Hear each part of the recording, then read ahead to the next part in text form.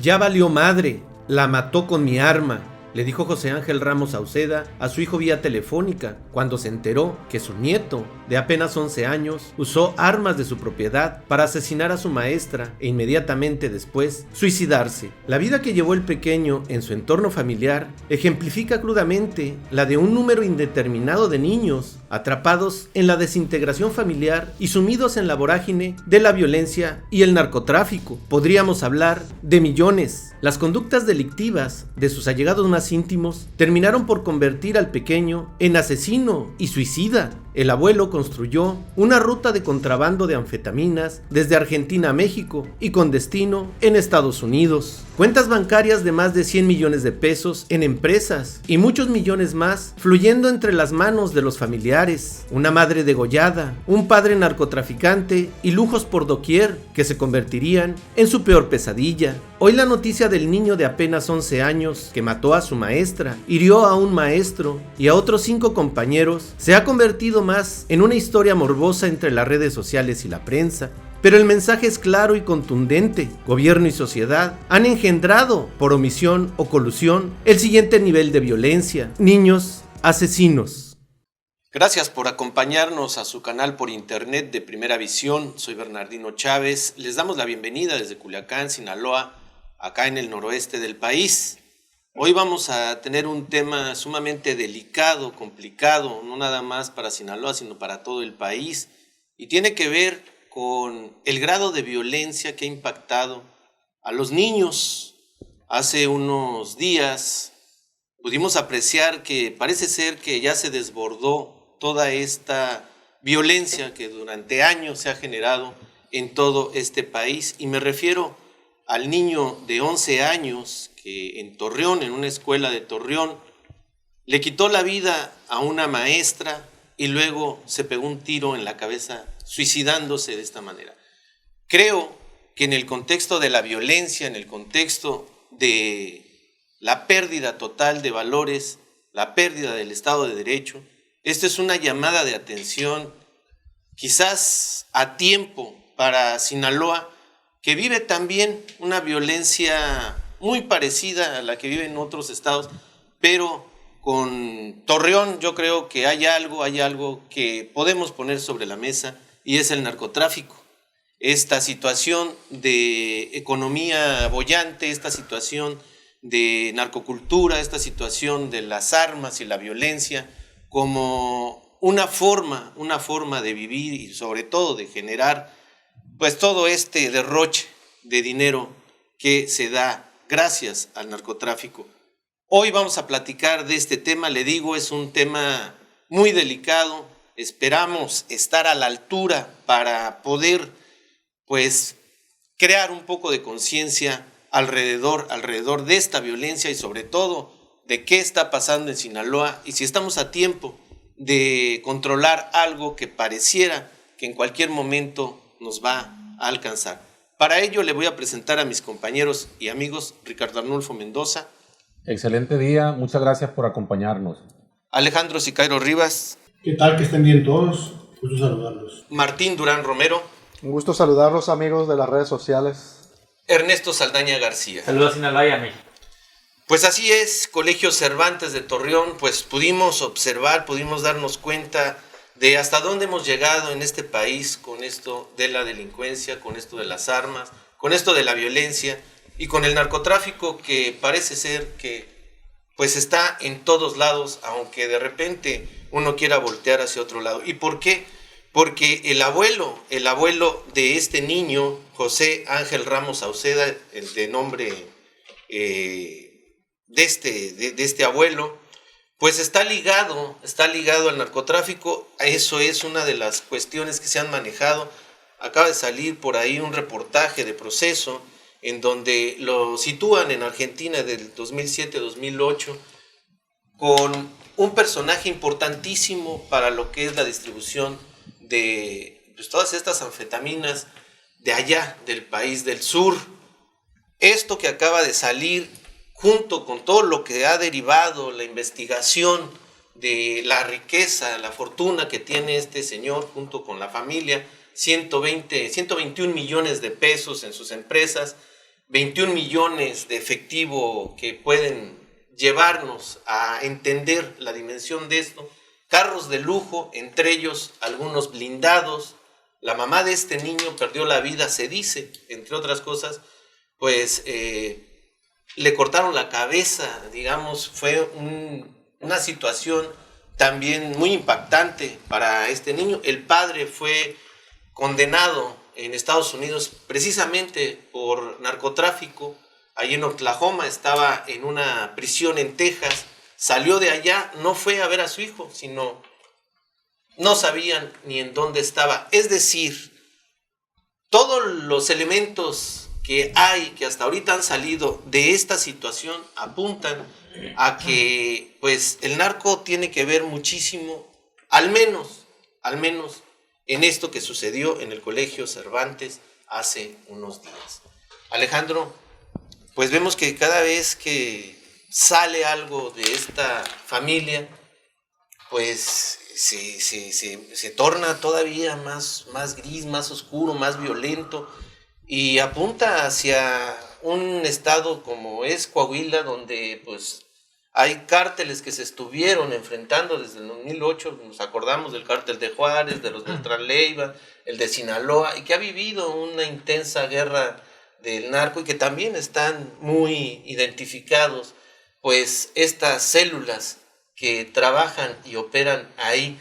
Viene lo del niño, viene esta situación tan terrible, donde pues este niño agarra las armas del abuelo, una Glock 40 y una calibre 25, y le quita la vida a la maestra y luego se suicida después de agredir también a 5 de sus alumnos y a un maestro de deportes. ¿Cómo entender esta situación de violencia que nos ha alcanzado o quizá rebasado aquí en Sinaloa, Alejandro?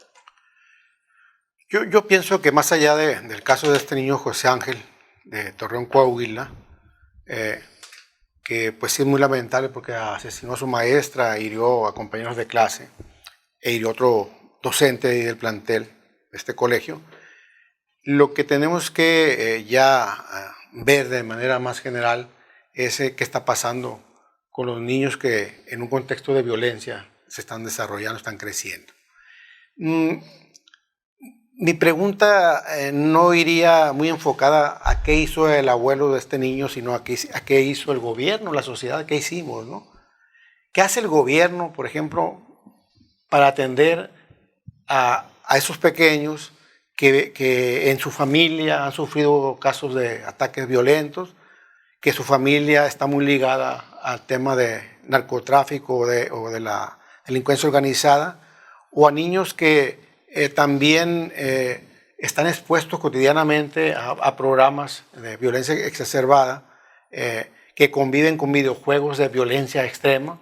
Entonces, ¿cómo esta epidemia silenciosa va ganando terreno y no despertamos y no nos damos cuenta hasta que hay un hecho como el de Torreón, mientras que en todo el país se están replicando? Recordemos que 3 días después del hecho de José Ángel, en Mazatlán un pequeño se colgó, se suicidó. Más o menos de la misma de edad. Una torre del tendido eléctrico, más o menos de la misma edad, y nunca supimos por qué.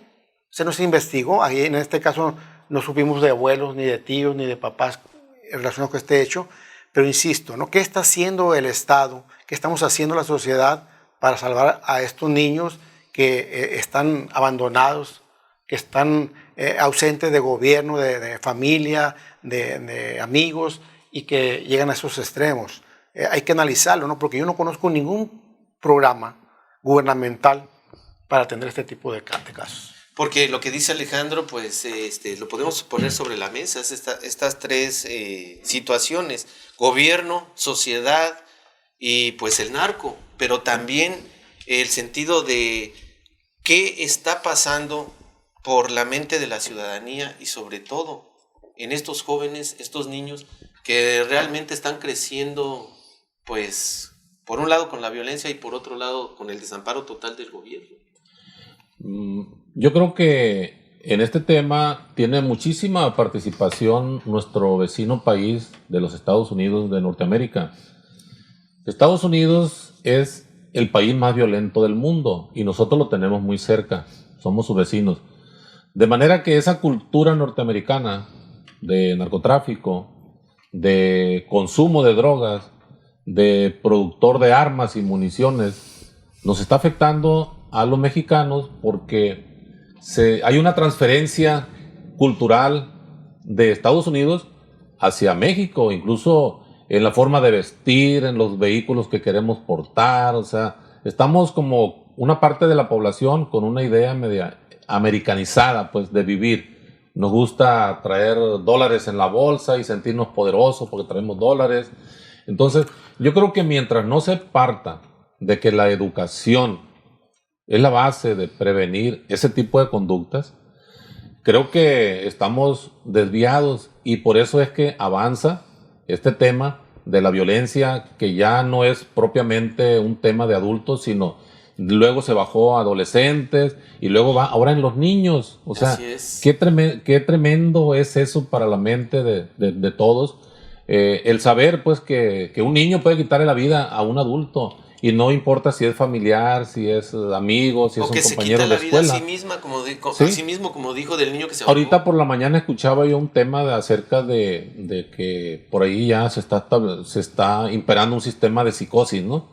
Que por ahí alguien anunció con un arma de fuego que el día de hoy iba a acabar con sus compañeros, y no hubo clases, ¿no? Para prevenir de que eso fuera cierto. Entonces, yo creo que sí es muy importante que ya desde este momento se tomen medidas para evitar que ese tipo de tragedias estén ocurriendo y que se empiecen a multiplicar, que sirvan de ejemplo, ¿no? Para que cualquier niño que sepa que hay un arma en su casa, la tome y ejerza violencia con ella. Sí, a lo que se refiere nuestro compañero es que ahora en una preparatoria, por medio de WhatsApp, algún alumno enseñó algunas armas y dijo que iba a haber un tiroteo. En este sentido, como Pedro y el Lobo, ¿no? Ahí viene el lobo, ahí viene el lobo, ahí viene el lobo. Pero esto es un grito de que algo está pasando. O sea, pasó en el 17 de octubre cuando el Jueves Negro, y después nos lo repitieron armando psicosis y todo eso. Ahora viene esta situación, pero más allá de este jueguito perverso o estas bromas de este tipo, viene un grito de que algo está pasando y que en cualquier momento pasaría, ¿no? Bueno, desgraciadamente no queremos que eso pase, pero al estar oyendo esto y que se repite, bueno, dices, ¿qué es lo que viene? El niño que no sea abrazado por su tribu, cuando sea adulto quemará la aldea para poder sentir su calor. Dice un proverbio africano, fíjense. Y lo estamos viendo en lo que resumió Alejandro. Sucedió en el Monterrey hace unos años. Y nadie puso atención. Y el 29 de junio del 2009 fue lo contrario. En el ejido Ciénega de Camberos, en el municipio de Tamazula, Durango, muy cerca de aquí de Culiacán, una maestra de 32 años, no diré su nombre, mató a sus 2 hijos con un cúter. A uno le dio 27 puñaladas. Hirió a otra alumna más de la misma escuela. Fue en la escuela, se metió a los salones y mató a sus hijos para evitar que su pareja se los llevara, según él. Luego intentó suicidarse. Esto lo sabe muy poca gente en México. En Sinaloa fue un escándalo local. No se le dio la difusión, pero a mí se me hizo lo mismo, pero al revés, ¿sí? Ayer platiqué con un psicólogo educacional que atiende en varias escuelas casos de este tipo de niños, y me dijo que hay 2 factores que inciden ahorita muy importantes en la mayoría de los niños. Y lo primero es el vacío emocional, principalmente producto que viene de familias disfuncionales que nunca atienden a sus hijos, porque la mayoría del tiempo los padres están trabajando, ausentes.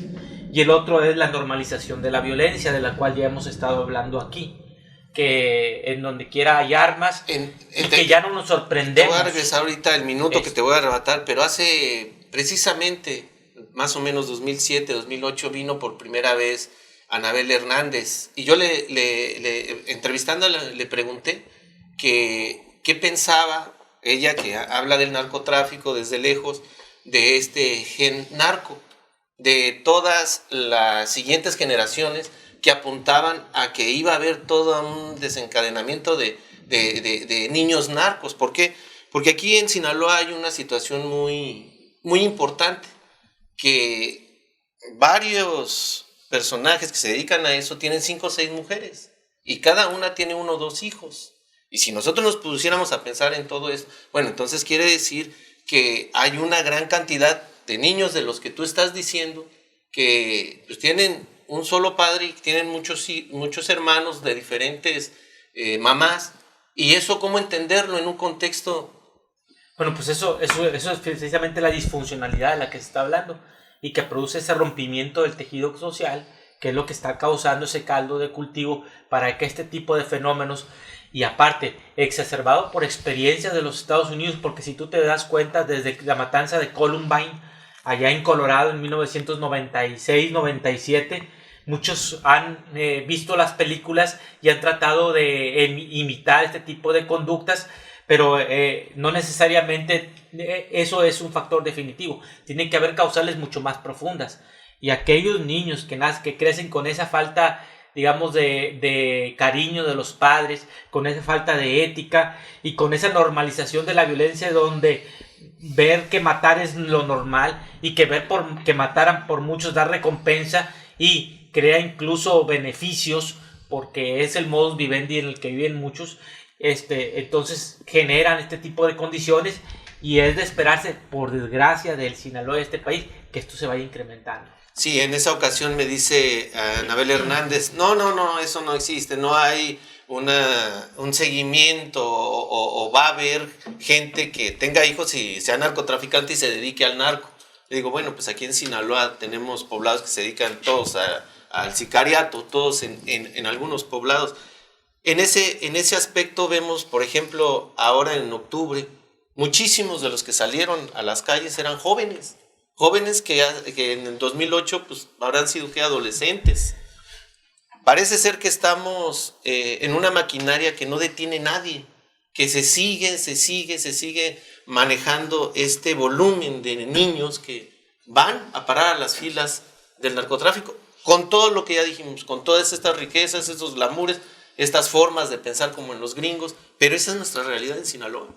Pero además no se trata bueno, desde mi punto de vista, ni desde glamour, tampoco, incluso cuando pensamos o cuando intentan razonar los chicos y hasta los adultos, obviamente, en tanto que dedicarse al narcotráfico como una opción de vida, en realidad estamos hablando de una precarización de la vida, ¿no? Y ahí actúan también no nada más el factor social, sino el del Estado mexicano, ¿no? Como a lo largo de las décadas se dejó abandonado todo sector población vulnerable, y entonces nada más pensar en matar a otra persona y que eso sea redituable, viene de esta parte de la precarización de la vida, la normalización de la violencia, que cómo la llevamos. Y creo que al menos a mí me tocó una generación de niños en los que todavía no pensábamos en eso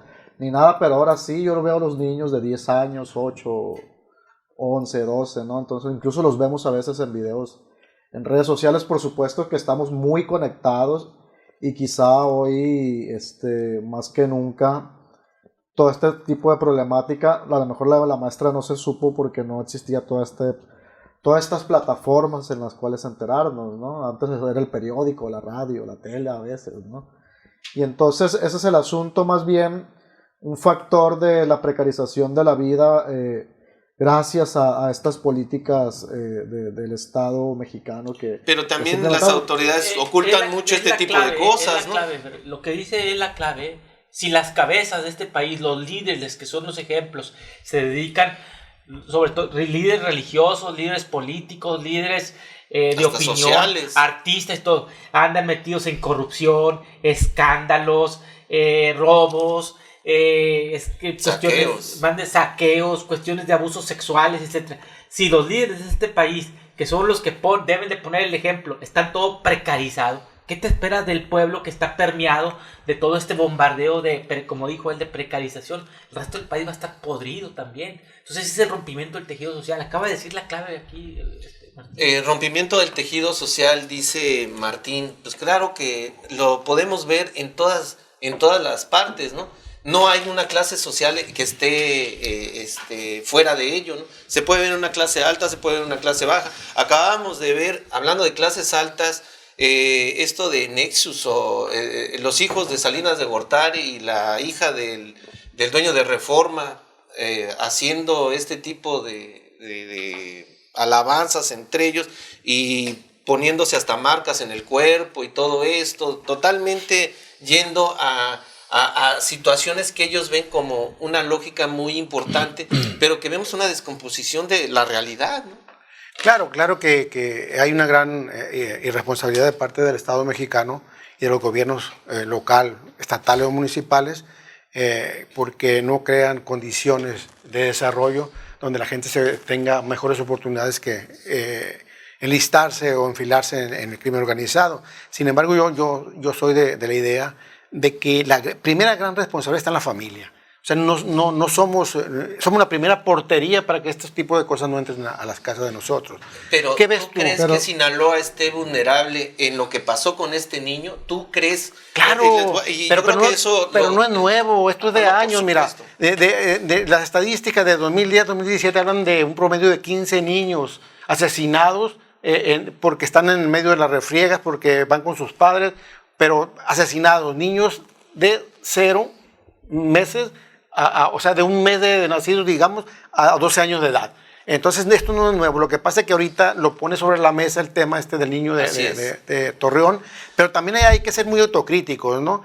En cada familia, cada niño es un microcosmos. Está encerrado en su tecnología digital, está encerrado en su cuarto y los padres se sienten cómodos así porque el niño está entretenido, está a gusto en su cuarto, ni siquiera lo molestan y el niño casi no te permite que interfieras en esa vida. ¿Por qué? Porque ya fue absorbido por todo este fenómeno de lo digital y está bien. ¿Qué está viendo ahí? O sea, ¿qué está aprendiendo ahí?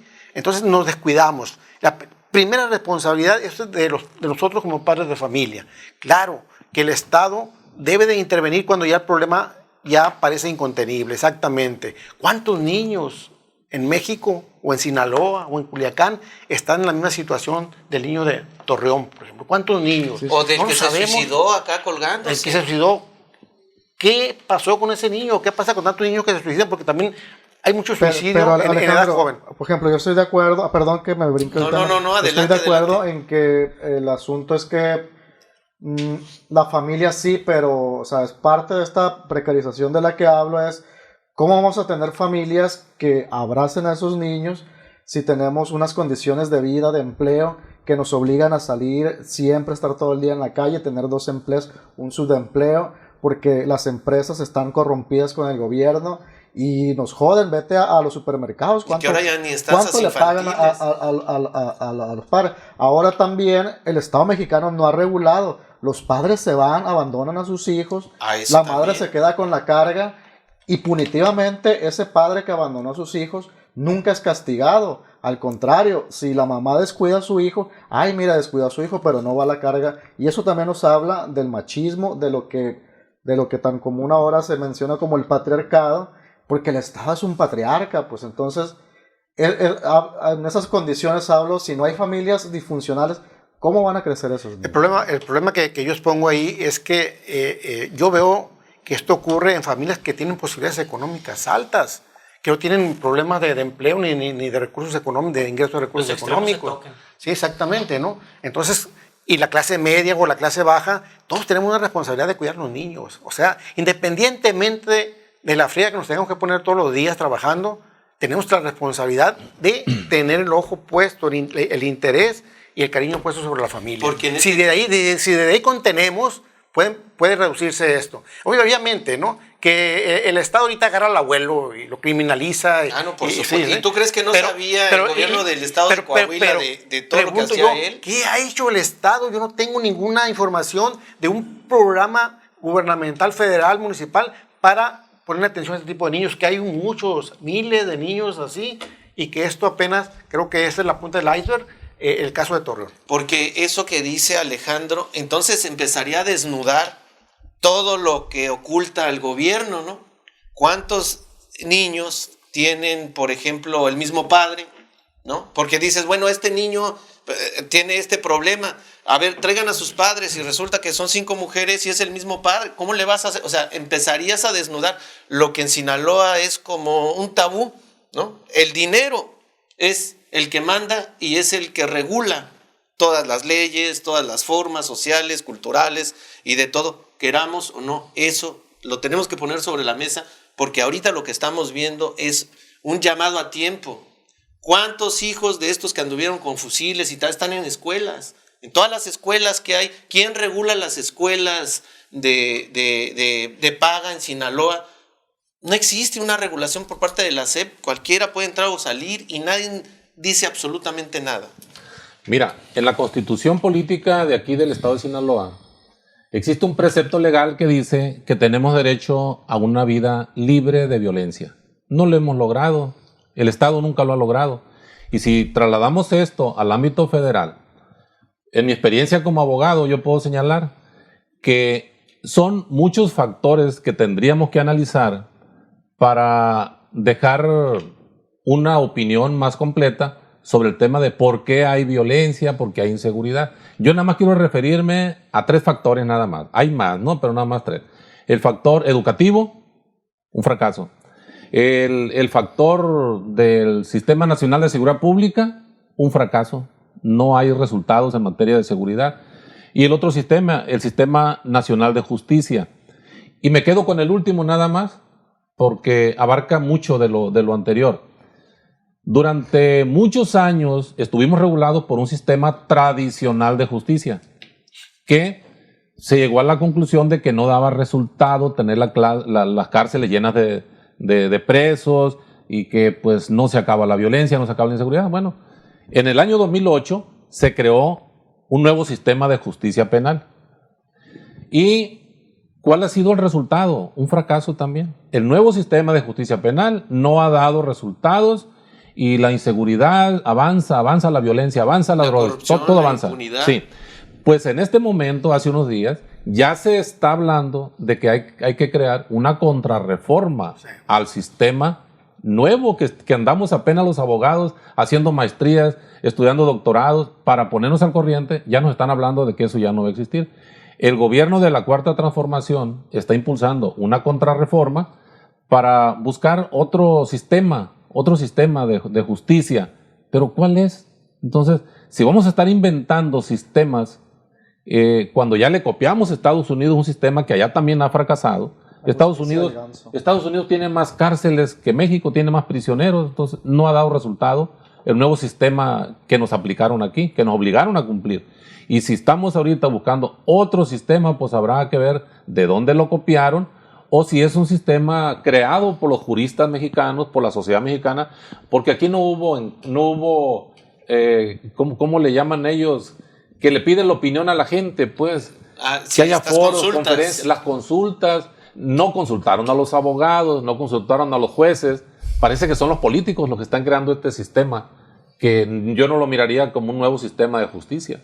Porque en este caso el sistema está totalmente podrido por todos los partidos políticos. Pues por ellos mismos, y por todas estas ganas que tienen de seguir ocasionando esta disfunción entre sociedad, gobiernos, justicia, para pues ellos poder seguir gobernando. Es que de ahí no puede, con ellos no puede salir la solución. Pues, así es. Un minuto, Martín, por favor. La precarización de este país no solamente viene siendo una cuestión, digamos, gubernamental, porque si nosotros vamos a dar cuenta, por ejemplo, la clase media baja, que es el 80% de este país, tiene 2, 3 trabajos. Y la que llega sostiene a su casa este país. Y lo que hace es, no le va a poner atención a los hijos porque llegas mentalmente cansado, prendes la tele y vas a ver telenovelas basura de La Rosa de Guadalupe o fútbol, y te vas a seguir llenando de basura. ¿Y cuál es el tiempo que le vas a dedicar a tu hijo? Ya no hay tiempo, porque tu cerebro, tus ganas, tu forma anímica del ser humano